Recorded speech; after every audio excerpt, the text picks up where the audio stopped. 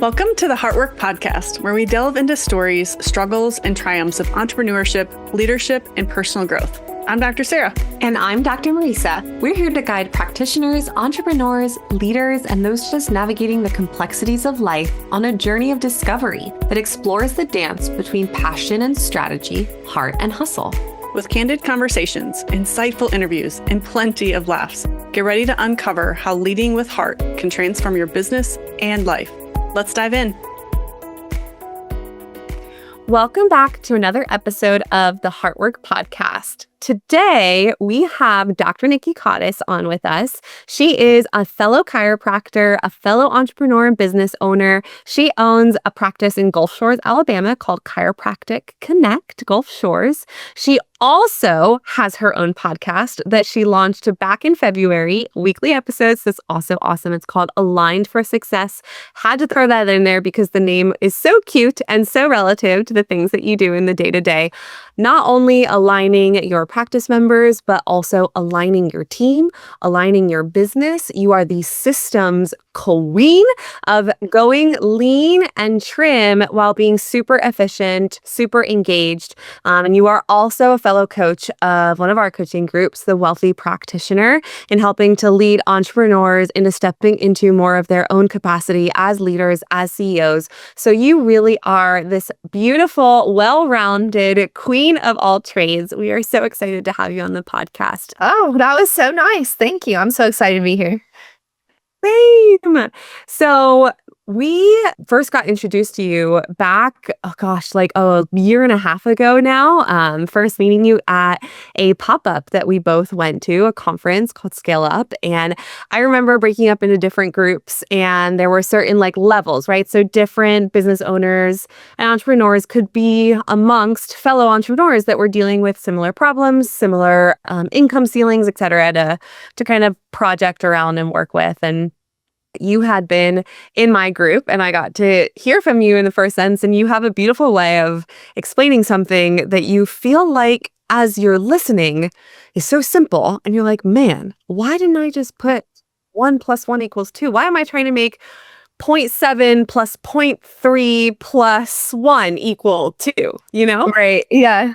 But you were also in the middle of kind of just figuring out, hired a part-time associate who was way older and what are we going to do with this situation? And there were just pivotal times in some of your own leadership journey. Take us back a year ago into a lot of the times where you first got introduced to TWP, first really started to own your power and create heart in the business that you're doing in different ways than you also didn't expect for yourself. So Scale Up was my first coming out event for the Wealthy Practitioner. And Steph was like, okay, we're going to just separate into groups. And Nikki, you'll do this. And I was like, okay, no problem. I'm totally prepared for that. So it was definitely stressful. And yes, I was going through bringing on a new associate, joining this coaching company, doing all these different things. And then it's just amazing though, because the community of TWP is everyone will make you feel welcome no matter what. But just standing in front of everyone, honestly, was probably the most nervous I ever was in my whole life. But so I love that you said that. I'm a really simple person, right? And so I'm always like, why are we overcomplicating things? And how simple can we make our processes, our systems? And so that's always what I really just strive to do in home life, in my office life, and with the trainings that I bring to TWP for sure. 100%. And I love it because sometimes when we do try and overcomplicate it, what's really coming through in that overcomplication is our overabundance and overthinking and over analytic insecurities and inner heart workings that are just showcasing themselves in our outputs, right? Instead of focusing in on what's really the driver of some of that. And so take us back to you and kind of how you developed that skill in learning how to simplify things and go back to basics and then listen to your heart and your gut versus trying to over hustle, overperform, overdo, overcomplicate things, and now being able to lead others in doing that. I think it just came from messing up a bajillion times. So opening a practice, having no idea what I was doing. But I will also say one of my very first coaches, his name was Dr. Ogi, and he taught me systems. And so he taught me how to here's exactly what you should do A through Z, and this is why that works. So I learned that from my first coach, and I never let it go. And then as I grew my practice, I did what I think a lot of people do. I was over leveraged on team. So it's we need someone for this, and we need someone for that, and we need someone for this. And then life happens, someone quits, someone gets fired, and you're down a person. You're well, we were actually just not efficient. So learning how to be more efficient when your back is against the wall, I think is really how I made things just happen. And then during COVID was really when I got strategic of, I actually don't need all of this stuff, all of these things, all of these people.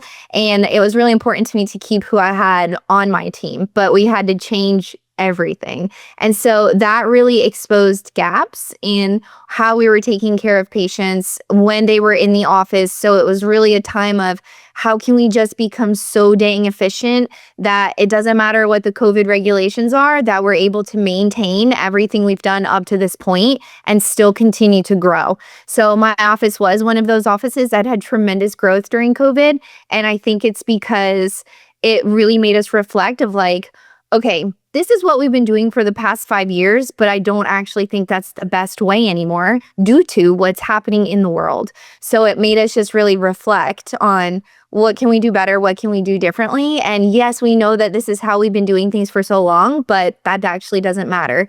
Then the second turning point too was really just having my daughters. So how can I stop trying to overserve the world and give away my services, do all of these things for cheap or discounted, or just put myself last, which ultimately ended up putting my family last. And so that was a turning point for me as well, changing my hours at work, getting just really clear on, okay, these are our non-negotiables for patient care, these are our non-negotiables for team, etc. So I would say COVID and having my child were definitely two big turning points in how I changed the way I ran my practice. I love the rhythms of when you made the comment of when your back is against the wall. A lot of times you have to really analyze if what you are doing is the most efficient, effective, if it's calling you forward, or if it's really just doing things for the sake of doing them. And I just went on vacation, and during my vacation, 2 girls put in their notice while I was gone. And one was a beautiful one. We all knew that it was about to happen. The other one was a little sad, but they're both our 2 newest. And I came back and my team was y'all, I actually think we just really want to push pause on hiring somebody else. Can we actually reflect and look at some of the things that we could do with what we have? And are we as efficient, as effective with all the things that we are doing? And can we just get better and better at with the people that we currently have in our space? And I love that though, because sometimes, again, up against the wall, you really get to get clear on well, what is it that you want? Who do you need to be able to make this work? And also, can we effectively still serve our community, but make it for what actually sits and feels right for us at the same time? 100%. Yeah, it's the only way we ever learn how to expand our capacity, but also our team's capacity is to push them past what they think is actually possible for them to do. And so there have been many times within owning my business where it's just been me and one other staff person and seeing 350 plus patient visits a week. And so then it's when you have more team members and more volume, but you're but I know we can do this more efficiently because I've done it with one person, but just teaching your team too how to actually increase capacity, because they can get set in that way too. Well, I've always just had X, Y, and Z done by someone else. And so that's just how it's always been. But truly just pushing beyond your own physical capacities and mental capacities, then your team can do the same thing as well. Yeah. What do you feel like you had to release as part of your identity, or what part of you were you clinging to before that moment, before COVID, before having your daughter, that once those things did happen and once you kind of catapulted into deciding to do things differently, how did that definition of success really change and be aligned for success more with what you're looking for from your... I I had a really specific turning point in practice that happened from a physical injury. So, you're in school and it's like, I went to Life University, like to give, to do, to serve, to love. And it's like, yeah, out of abundance and all of these things. And that's what I was doing. I was like, I can take care of all of these families and not charge a lot of money because it's my calling and I need to save my community and I need to save Alabama. And we're one of the most unhealthy places. And I literally got to a physical capacity limitation where, you're like kicking the foot plate of your table over and over and over again. And so I ended up with a micro tear of my Achilles. And what happened was I got to this point where I was waking up in the morning and I couldn't even walk. I could hardly adjust patience. And so I had been putting literally everyone else's needs above my own. I wasn't exercising. I was holding on to 50 pounds of baby weight from having a baby 3 years later, like no excuse, and just not taking care of myself at all because I had this mission and this calling. And so when that happened with my foot, I tried all the natural things, right? And then finally I went and saw an orthopedist, and that's when they're like, you have tears in your Achilles and you need surgery. And I said, well, how much time off work will I need? And they said 8 weeks. I was like, yeah, buddy, that's not happening. So I left that appointment, came home and was like, I have to make a change. So first, I needed to heal my foot, and I actually did acupuncture, which really helped, and I lost 30 pounds. So I started taking care of myself, decreasing inflammation, doing all the things, and then all of a sudden my foot was better.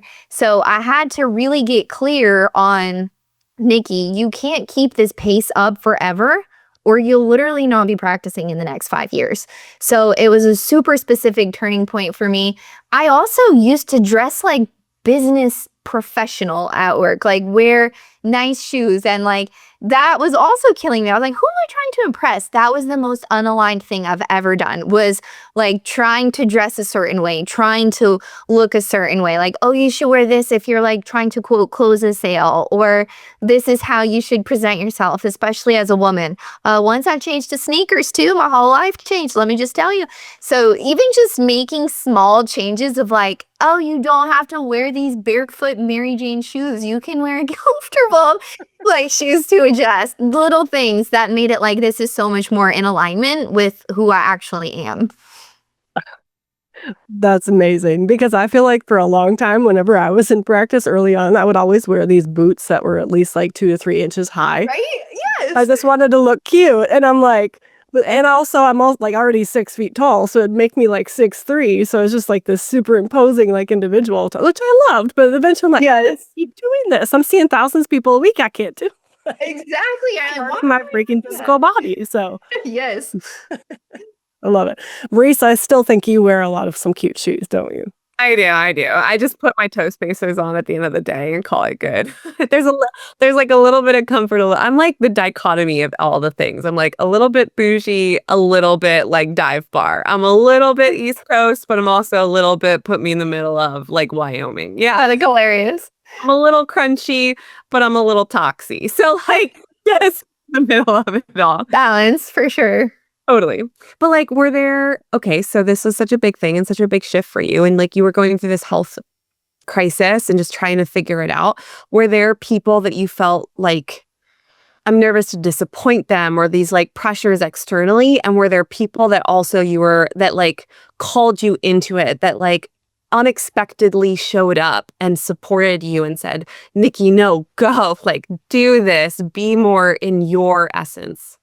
At first, I thought that my team would be the one who wasn't in support of changing things, but they were actually also like, yeah, we're kind of struggling too. And so having the support of my team, or being like, yeah, I mean, like this family takes advantage of us and they don't show up when they're supposed to. And I'm fine with raising your fees if that's what you want. So having the support of my team was number one, a little, not shocking, but it was like a beautiful surprise that they were all on board with that. And then other people who had lifted me up was coaches. And so I've always had a coach ever since day one of opening my practice. But I love having a coach because it's someone that not only like has your back, but number two, that you can just literally blame on everything that you're changing. So it's like, this is what my coach told me to do, and this is why we're doing that. So love that, especially just as a not wanting to always be, this like great leader type of person. Like, yeah, this is actually what my coach told me to do. So we're going to do that. And them just giving me the motivation, but also like the confidence of this is the right next step and this is what you actually pay me to help you do.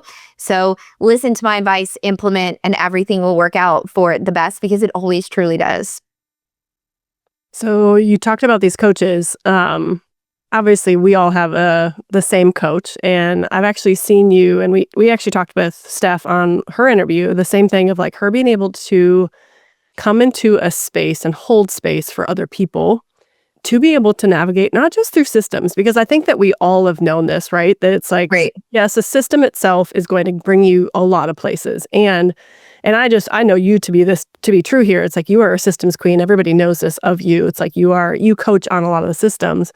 But there is also this part that you have to be able to hold space for the human, not just for the system that they're trying to implement. And I've actually, the last conference that we were at all together, you held space in a room that people are there to, yes, build systems and performance, but at the same time, basically helping individuals be able to move past just the place of system and performance, but actually step into their own presence. And so where did you first have to learn to lead from presence versus the performance and the system aspect so that you could hold space for people to do the same thing? I'm still learning, right? So I'm still working through that, and just, I think I went from a place of, just like you said, relying totally on systems and just expecting things to execute, to more now being empowering my team, of helping not just create the systems, hold the standard, but what else do you guys have ideas on, and how can we make things better? So holding space for allowing my team to grow, allowing them to be empowered, while also giving me the opportunity to have more freedom away from the practice.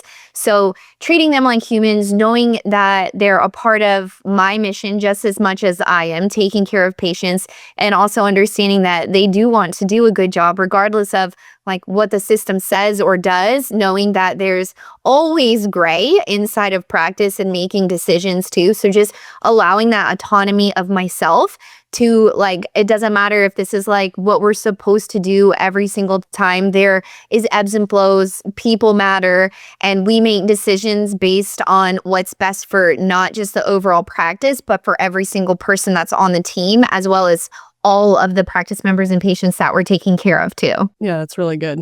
I mean, it's true for the side of obviously our own team. Now, how do you do that for hundreds of people that are not on your team, that they're like, you're actually literally coaching? I didn't know that I did, Sarah. So like, that's so cool. Like, I didn't know that. So thank you. I don't know. I think that a lot of times when we're on coaching calls and we're talking to people, no one's giving themselves credit for what they've already achieved. And so like, I don't know where to start with this or that. And sometimes I'll just have to be like, that's not the root of the issue.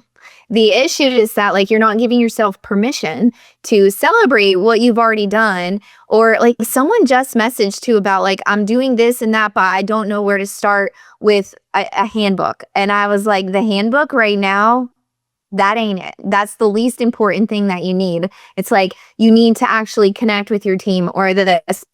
But I didn't know I did that. So thank you. But I think just reminding people to step back and look at like, it doesn't fall back on having a solid or specific thing for everything, but just having the ability to celebrate what you've already done and then look big picture, like what am I actually trying to achieve next and what's going to move the needle the most? Because most times it's not a freaking check-in, like a checklist. It's more like, okay, I do have that, but now I need to really step back, reflect, and think about what I've already achieved so I know what my next actual big moves are. When you say you don't know that you do that, by you even just saying, hey, pull yourself back to give a reflection, you have to have enough inside of you to have done that for yourself so that you can call that out in other people. Do you know what's so funny? Because the first thing that came to mind was I asked ChatGPT to like help me be a better coach. And it said that I don't take the time to celebrate my own wins and achievements, and that I can be guilty of doing that with coaching clients, forcing them to like go quickly to the next step. So I was like, dang. And I actually really felt that because there are so many times, especially inside of the wealthy practitioner, there are freaking powerhouses in there. And I'm like, what am I doing being a coach in here? Like, there are so many badasses. And then it's like just reflecting of like, but no, Nikki, you have achieved so much, and like you have done really amazing things. And I just never would take the time to sit back and reflect, because imposter syndrome, comparison syndrome, so freaking real. And you'll just be like, wow, that person hit like $500,000 in a year of practice. I didn't do that. Why am I their coach? And so it's just like learning that, okay, but once I had the tools and once I had the right people and resources and team members, I was able to explode. So how can I also take what I've learned in 10 years of business and help these coaching clients, number one, realize that like they're not doing it by themselves. And number two, that like the community that we're a part of is like the number one accelerator to growth. And that now that I'm in there too myself, that I also need to like step back, look at what I've achieved, and know that like I do bring value to the community. I do bring value to my own practice, to my friends and family, etc. So just, yeah, I had to learn though, like you do actually have to celebrate the milestones and stop comparing yourself to everyone else, and that everyone's on this different journey, and that just because they're doing something that you didn't do or you're not doing doesn't mean that you're failing. You're just truly on your own trajectory of like your life path. I think that's like the golden heart though, Nikki. Like, I mean, what a beautiful thing, because I mean, at least for me, like I don't want to invest in a coach that literally went from 0 to 100 in one go and has never struggled through the process, and everything was perfect, hunky dory, and they were just aligned from the beginning. All great. Like your experience, your practice, your personal growth, like literally lives and breathes through everything that you get to provide for people. And they're coming to you in search of your expertise and knowledge. So like, it is so true. I think we all go through levels of imposter syndrome simply because like every time we have to reach that new level, we also have to step into the person that's required of us, like the energy, the capacity, the understanding, the depth that is needed from us as we continue to grow and reach new life seasons and go through different things. And so it's anchoring and also destabilizing, like all 100%. Yes. But like that transformation and that like shedding of the skin, that like beautiful walking into that new person is such a gift. And it's funny, the things we typically advise other people to do are really the ways that we also need to like listen to ourselves and like what's coming out of our own mouth. I love how ChatGPT is like, you also need to celebrate you. Yes. I was like, dang, okay, thanks, chat. I asked my ChatGPT too what his name was. So I just call him Rowan now, but Rowan was the one who told me that. They're like, I need you to add that to the memory and into your project instructions. Yeah, yes, totally. Thank you. What do you think is like the biggest thing that you find people, entrepreneurs and business owner really feel like is inconceivable until it's possible and they've done it? Like, what do you feel like people walk into, and what place do you feel like they start to actually embody and are like, oh, light bulb goes off, where it was so out of their possible range, not something they could see, like fog through the clouds, like just couldn't put a finger on it? What do you feel like is one of those biggest things that people have to like get over or climb around the mountain to really get to see the other side, and that it's not something that is out of their reach? I think the first thing that comes to mind is capacity. That most people are like, I can't do that. Like I can't actually work more or see more new patients or spend any more time on my business, or I can't not see patients on Tuesdays to work on my business. I'm just at my max. And I think capacity is the biggest lie that we've ever told ourselves to. And so once people, again, just get tested to the point of like having to grow beyond that, it's just, you're like, I can't believe I ever thought I was so busy before. And once you get over that hump, now you're at this new level, new expectation, new baseline, and then you have to do it again and you have to do it again. And so anytime when people are stuck in practice, it's like, okay, what's the limiting belief? What's the capacity issue, that the lie that we're telling ourselves that I can't physically do more or I can't emotionally give any more to this? And what can I do to help push me beyond that? And so for me personally, even mine was that I didn't ever want to have another associate. I had like two like not great experiences with associates. And so I was like, I'm good making the amount of money that I am. And this is just what my max will be for my practice. And then like two associates fell in my lap, and it was all lies that I was telling myself, right? It was like, oh, I don't have the time to train them. I don't have the capacity to teach a new graduate how to like be a doctor and have a real job. And again, just lies that I told myself. And so it's like, you always find more time, you always find more willingness and capacity to do these things. So once you get over that and just know that if you just put in the freaking work and push yourself past that initial step, then you just have to keep going, right? And so it's like new levels and new unlocks every time we're pushing our capacity limits. Mm. You made a comment of like what some of your lies were. If they're the same, great. But do you find ever like a common theme with the clients that you typically work with? Like what's some of the biggest like limiting beliefs that will hold them from pushing back into that next like unlock space and pushing into that next level of capacity?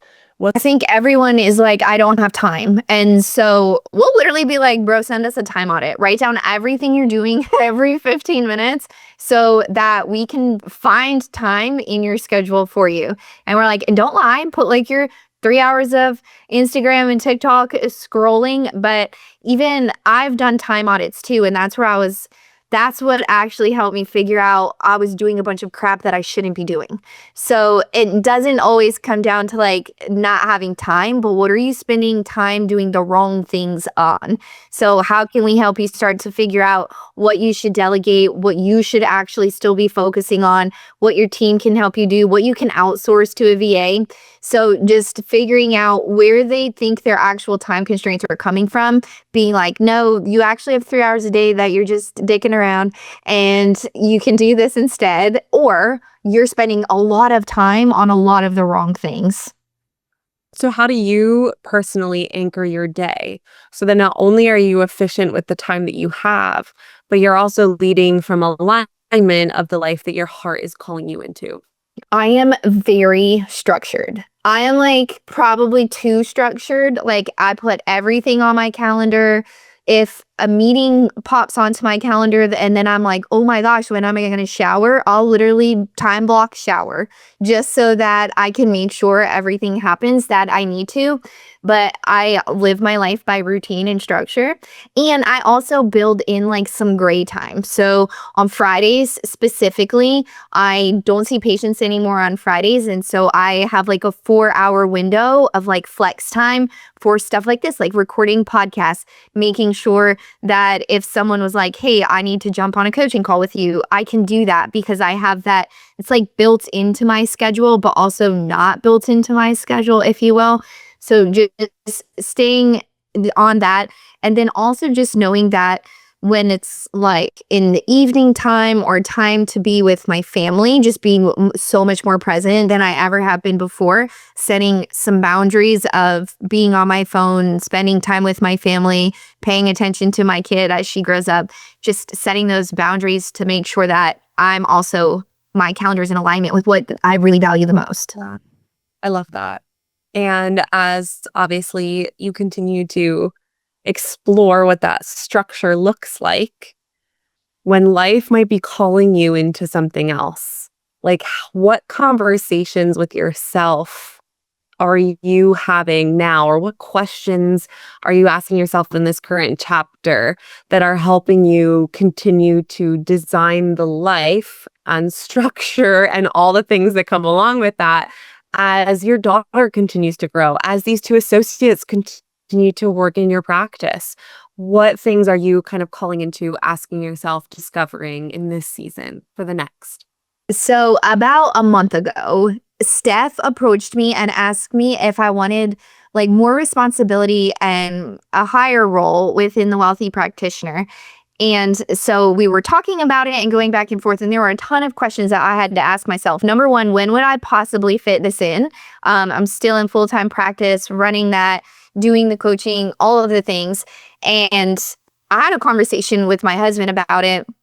And anytime when I take on more, I always look at it as like kind of a temporary hardship, if you will. So knowing that at first I'm not going to be used to it, and at first it's going to be more than I've ever done, but eventually that will just become my new normal. And then also knowing that the more that I'm doing outside of my office, the more freedom I will ultimately have. Because every time I commit to more outside of my brick and mortar, my team has to take more accountability and step up. So it's almost like it forces the balance to happen because I don't have a choice. So I'm like, okay, I am going to do that. I'm going to commit this extra day to working on this thing versus being in my office seeing patients. So this is how it will look for you to my associate. This is how it will look for you, the rest of my team. And then eventually what happens is now I have more time, more freedom than if I didn't commit to that in the beginning. So just knowing that at first, it might really be hard to figure it out, but then it's like we get so creative on, oh, well, I was still doing this thing that I didn't need to do, and my associate can do that. Or someone else can help me with that. Or I can just have someone help me with more stuff at my house, etc. So knowing that I'm just kind of trading time and figuring that out, but also knowing that anytime I commit to more or adding onto my plate, the initial hard part of it is so temporary. And if I can just always be rooted in that and grounded in like, okay, I can do hard things. And I know that every time I add to my plate, it's hard. It might suck for a little bit, but there's so much light and so much beauty on the other side of it that it's always worth just the push through. I have a follow-up question for that because Sarah just had recent conversations with her team, and I won't speak for her. I'll let you do this. But even for me, as I continue to step into this, like, where do you find the, I guess for lack of a better word, space? Because I don't want to say balance, but I want to say space between calling your team into that next level and being like, this is a new expectation, and like also asking them permission in a way to can also honor like their life and what's going on with them and how like they also see the business like operating and thriving with you there, without you there, both sides of that, right? Because they have lives and they have people and they may have been hired for certain roles or for certain purposes or with certain expectations. But as our roles and lives and expectations continue to evolve, yeah, like that might require different energy, different responsibilities on their plate. So where do you kind of find operating in that space between like, no, this is what it's going to look like, also while inviting them into helping them create what that vision could be, and they're buying into it as well, or not? Or not, right? Yeah, so I think what's worked best for me is just full transparency and honesty. Number one being like, the office is always going to be my number one priority. It's my main revenue driver. It literally funds my entire life. So I can't ever take my foot off the gas there because it fuels my life. So making sure that my team knows that this is always going to be my priority. And just because I'm not here seeing patients doesn't mean that I'm not available to you as a team member, as your leader, as the owner of the practice. And then having a conversation with my associate. That was the most important person I needed to get on board because she's taking the brunt of my responsibilities. So asking her, what's your long-term vision? Because when you meet with someone before you hire them, they have their 5-year goals. And she told me in 2 years, I want to maybe open a different location with you in Pensacola, Florida. And so me just asking her, hey, is that still the vibe? Is that what you want to do? And she's like, no, I just really like being in the office with you and having you as my mentor and doing that. And so just always checking in with her of hey, where's your head at? What are you still thinking for future thinking? Do you want to stay here? Do you still want to open a second location? And just being honest and transparent. And then giving her more money and just full transparency of hey, you're going to have more responsibility and I'll give you a raise. So one big thing that I was still doing was patient video reviews. And that was something that my associate could definitely take off my plate. But that also requires several more hours per week on her end. So me recognizing, I know I'm asking more of you, I'm giving you a raise. So just knowing too that I do value her time and her expertise, and she's the only person who can really help me do that. So making sure she's doing that. My office manager, though, she's got grown kids, and I think she really understands that being a present mom is so important and that she was able to do that. And so yesterday I was sitting at the office and she was like, you could be doing that from home. And I was like, I'm glad you recognize that. Thank you. So it's she already knows what's coming still of me continuing to pull back. My husband just took a new job and he's been at the same place for 13 years. So it changes a lot as far as my responsibility as a mom. He's always done drop off. He's always done pickup. He can't do it now. So me also just telling my team that it's not just that I have more responsibility at the Wealthy Practitioner. It's that I also have more responsibility now as Hazel's mom.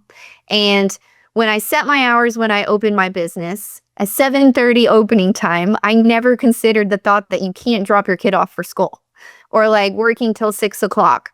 So these are all things that I've had to just figure out over the past several years. And so now just being at a place of hey guys, Jonathan took a new job. I actually am responsible for my kid now. So I'm going to need you guys to help me out so that I can make sure she can get to school. And they're like, oh yeah, obviously just come late or whatever you need to do. So then just understanding that I have a kid and I have a lot of other responsibilities and requirements of my time. They've always been super supportive. And I'm really grateful for that. But I also feel I am also very reciprocal of that. Time off, making sure that they're doing what they need to do, taking them for spa days, really pouring into them, showing them that I appreciate them so much. Even I know some of my team listens to my podcast. So making sure that I'm giving them little shout outs on the side because they need to hear that positive reinforcement of I'm only able to do these things because of a super solid team. The beauty in that is that you are, which I love so much because you are literally calling them. And I feel so many people die on the sword of not asking for help if they are the business owner. And if they're the one that are literally this is my thing, I have to do this. I can't ask for my team to step in because I'm afraid I'm going to hurt their feelings and they're not going to understand. Or they themselves don't think they have the capacity or it's going to be hard, So I love that so much because it really does invite people into this opportunity then of saying no, we have a robust team. We hire people for these jobs. And then, like you said, if they take on more responsibility, it's not like you can't compensate them for that. Right. Exactly. I had actually just had, this was a different scenario, but I'm going to bring it back to it because I feel also you made a comment about the difference of something that's hard.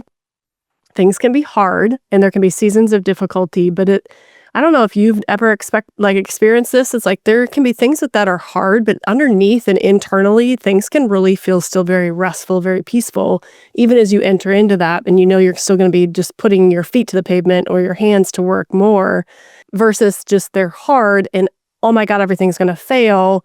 It's like there's a completely different energy about it, right? Like when you say and you commit to something, that something is beautiful, like I want to do this, I'm committing to this thing. It may not necessarily be the easiest thing I've ever done, but I'm still going to commit to it because I know there's something inside of me that's like, hell yeah, but I'm all in for this, comparable just to like putting this energy out. Do you ever see people that do that either just then choose not to step into that hard or step into it, and like what is needed for them to step into the hard outside of just thinking like, oh my God, everything that I do is just going to fall apart? I think a lot of people never step into the hard, and that they expect just change and revelation in everything without actually putting in the work and just being like, I've been doing this for 2 months and like nothing's happening. So the people that are willing to put in the hard are consistently doing the work and then getting themselves to the next level. But doing hard things, I think, really comes down to like, what's the fulfillment on the other side? So for me personally, it's like, it may be hard at the office. And then when my associate does something hard and she has like an amazing case or like a super huge win, it's motivating for her and it's motivating for me and it's motivating for the whole team. Like, and it reminds us of why we continue to show up for our patients. And then for coaching, the wins are like the biggest high you could ever imagine, right? It's like this person that comes in and maybe at first they were like a hard coaching client and you're like, God, I'm telling them everything to do and it's just not clicking. It's just not clicking. And then one day they're like, just had my first 50K month. And you're like, wait, last month we were at 25. What the hell happened? And so it's just like, when you get these wins, whether from your patients, your coaching clients, your team, whatever it is, to me, that's like the number one motivating factor of like pushing through the hard. And it's like the wins keep you going. And so if everyone, especially like if they were a coaching client, could just put their head down and do the hard and know that like, if I just stay consistent and do this and do what I'm being asked to do, patience too. If you just do what we ask you to do, like you're going to win, you're going to be better. And same for coaching clients, just continue to do that. The wins are totally on the other side of the hard. I think people don't always have the discernment to understand the difference between intentional rest with a season of grind and a season of intentional hardship and just pure like disengagement and laziness, right? Like, Yes. like use needing rest as like an excuse to not do things and not continue to help yourself reach the goals that you want to, or the objectives that you're setting for yourself in the time frames that you're hoping to achieve them in. Obviously, that's a whole other conversation about leaving space and room for the universe and life to do what it's helpful to do and your intentionality and the way that you show up. But I do think that some people kind of like mask laziness and not wanting to really do the hard under like the guise of, well, I'm just taking care of myself today, without it actually being like intentionally like doing something for you, just kind of that like burnout, cash out, like hands off thing. Yes, totally. But I do want to circle back to what you were talking about when I asked you about team, because I do feel, and maybe this is me coming out and saying this, but when we are also asking more of our team, especially if team is experiencing season of life, like similar to we are. So you, for example, said that your office manager, she has older kids. You're in a season of time where you have younger kids. So like she understands and appreciates that you may want to spend more time with Hazel and at home or doing other things in your life. How do you navigate those situations with a CEO or an owner that may have a lot of shame and guilt around wanting to take that time back for themselves because they've spent so much time supporting their own team in designing the life that their team is wanting to live, or that individual wants to drop their kiddo off at school, and you also want to drop your kiddo off at school, but someone has to be at the business doing the things for the business. And there's this like dichotomy of, well, you are in control of who you hire to be present in your business. And if you are the CEO or the owner and you want to structure your life a different way, you need to make sure that the people are in place to support that vision, while also not wanting to limit the vision of your team members that are there and thriving with you, but might also have the same desires for their own life. What a loaded question. I know. Because it's truly like, yeah, we're in control of who we bring into the team. And I really do think that I went through like different seasons of who I really wanted on my team. And so at one point it was like all younger girls, and then they all were like getting married, having kids, and it's so wonderful to be a part of someone's life during those seasons. It's also so difficult to be a boss and an owner during those seasons of lives. Two of my very best employees had kids and never came back, right? Or came back and then decided, I want to be at home with my kids more. Totally understand. And that's kind of what happens when you hire people of childbearing age. So I think that for me, I have a mix. And so it's like, if I can have someone there who's in that older season of life who doesn't require that, it's like she's my constant, right? So I know that I can depend on her because she doesn't have to like have sick kids at daycare or whatever that looks like. She's very, very, very reliable, dependable. And that's like her role as being a dependable person. And then like my associate, at some point, she's going to get married. She's going to have kids. But it's also like, I will feel so blessed and grateful to know that I've known her before she was married, and like to be able to witness like a part of that in her life, and just knowing that like I get to see her like quote grow up as not just a doctor but as a person, that brings me so much true joy. So I think for me it's like really just finding balance on who's on your team. Honestly, too, like we were in between two hires. We just hired someone on Wednesday this week, and we were between two people. And one of them, she had 2 kids, and the other one is not married. And I said, I kind of like one because she's already done having kids. And then I was like, but on the flip side, you know, this person is a little bit younger or this. And so just, I do honestly always weigh those things of how does that affect the practice, with also being able to make sure that they're able to do what they need to do. Something else that's helped me too is we don't need to have every person there to open or to close. And if it's a 1 day a week thing and you need to leave 20 minutes early, it's not a big deal, right? So just making it so that I will fall back on our systems. Just like if our systems are in place, then not everyone needs to be there because everyone knows how to do everything and everything can get done. Or if you can't finish it right now, just finish it when you come in tomorrow too. No big deal.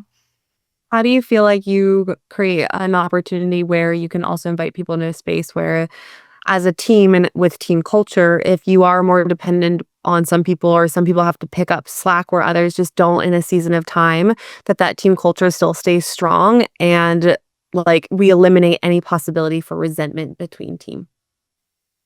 That's a good question.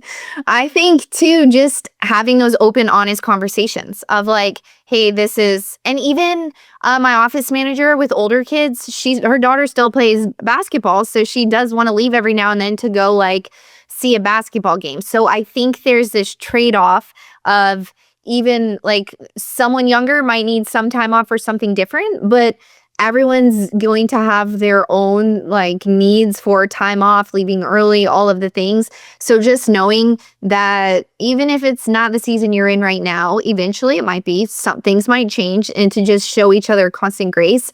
I understand the season that you're in. This is the season that I'm in.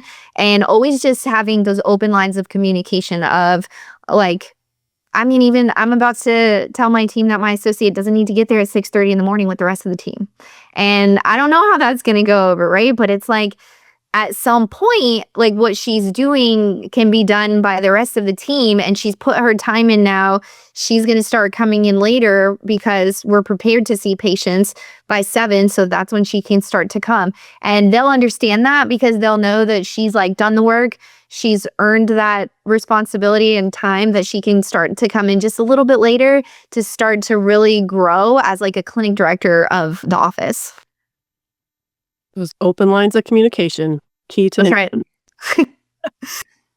Honestly, I feel like so many problems just come right down to the way we show up, the way we communicate, the way we interact with each other, and the way we hold space, and just knowing that we're all humans. And sometimes something might be okay now, but it might change later. And having the flexibility and the capacity to just be with each other and troubleshoot and problem solve and do that with honor and grace would solve a lot of team culture. I used to honestly too think that everything was like the biggest deal. Like, oh, you have to leave early. Like, what? No. Or, oh, you're taking a vacation. Like, my life is over. So I used to just overreact and be so high strung. And then at the end of the day, it's like you look back and it's like, does it really matter? No, it really doesn't. So just learning that it's not the end of the world, and that no matter what's like coming up with team, mistakes are going to happen, people are going to people, and just knowing that as long as we're holding the standard super high for patient experience, nothing else really matters. That's good.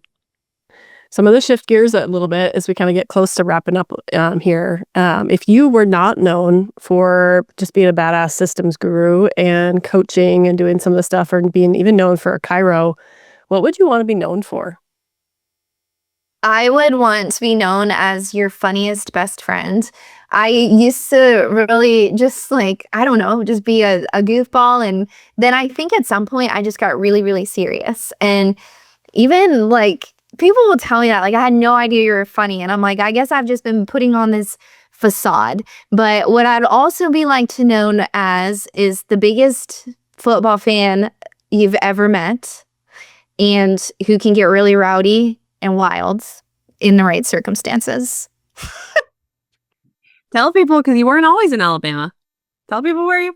I know. Well, I grew up in Pennsylvania, and so that's, I think, where that is where all of my sporting roots come from. But crazy Penn State, and that's where I'm like, I would want people to be like, I just want to hang out with Nikki, and she's a fun person, and she genuinely just cares and wants to like have a good time and be around people that are also fun. Do you feel like that facade is coming down now? Definitely. And I think too that for the longest time, I had to even just like, again, like imposter syndrome, like, okay, if there's this like persona of who I'm supposed to be, I need to follow that. And if it even just like you said, Sarah, about like systems, but also holding space, systems are so freaking boring. And it's like, you can get on a call and be like, this is what you do. And so it's like, it got to a point where I was like, how can I like make this more engaging or more fun? And that's when it's like, let's talk less about the actual systems behind it and more about the why of like, this is what this could actually lead to: freedom in your practice, more time with your kids, having an empowered team. So going from the like boring professor to the more like, guys, this is how I was able to pull out of my office 2 days a week. And this is how I've been able to like do this. And now I don't have to worry about like who's going to pick up my kid because like I've created this life. So definitely like releasing that facade of like what I thought I was supposed to be doing in my practice. Same thing. They're not in a million years would I ever think, even on like my Instagram, that I would post about making money, because I know that patients follow me. But I do it now because like I don't really care, because if you don't like it, then you don't like it. But if you like are my patient and you care about me, then you should think it's freaking badass that like I'm helping other people make more money, or all the things that I'm doing on the side, and that I am an actual person and an actual human who really likes college football. I love it so much. My associate clinical director is from PA, and she is diehard as well. So you guys would really get along. I love it. Okay. Free PA, Eastern PA peeps. I know it. Yes. I kind of want to expand on that question that Sarah just asked, because obviously you do have a daughter, and you also are creating a legacy that she gets to see, absorb. I mean, she's hosting her own YouTubes now, right? Like she's like, She is. Yeah. She does have a YouTube channel. yeah. So what legacy, what story, what example, like, do you want your daughter to observe and see and embody by watching how you carry yourself through life? I want to teach her. And I do work a lot. And so sometimes if she wants to do something, I will be like, okay, I have to do this, and then I can do that. So just also making her recognize that because I do work hard and because of the things I do, it also affords us to go on vacation or do the things that we're able to do to spend more quality time together, as opposed to just 2 hours at night after work. So I want to show her, number one, though, that you don't have to work hard to make a lot of money. I want to teach her, like, yeah, girl, do this YouTube channel. You can make money in really non-conventional ways, and that it doesn't have to be like the 9 to 5 grind of what I was always taught, or like go to college, do this, do that. Teaching her that there's a different way. And also just knowing that no matter what, my mom put in the work because she cared so much about making sure that I could have anything that I needed or anything that I wanted. And just that she has a beautiful life, but that I also cared to be there for her specifically, show up to her events, make sure that I'm present in her life, just making sure that she knows that she's loved, she's valued, and that money is the secondary side effect of everything that I'm truly trying to build for her. It's more about setting her up for the future, knowing that things are in place for when me and my husband are not here, making sure she's taken care of 100%. So having money as the side effect of just showing her what working hard, following what you really want to do, following your heart, knowing that capacity is a lie and that you are made for so much more than anyone has ever let you believe. That's some beautiful lessons that daughter is going to be absorbing and getting to live through you and your husband, which is amazing. Thank you. So as we get ready to close, where can people find you if they want to know more all about you? On Instagram, I just sounded so Southern. Instagram. Oh my God. On Instagram.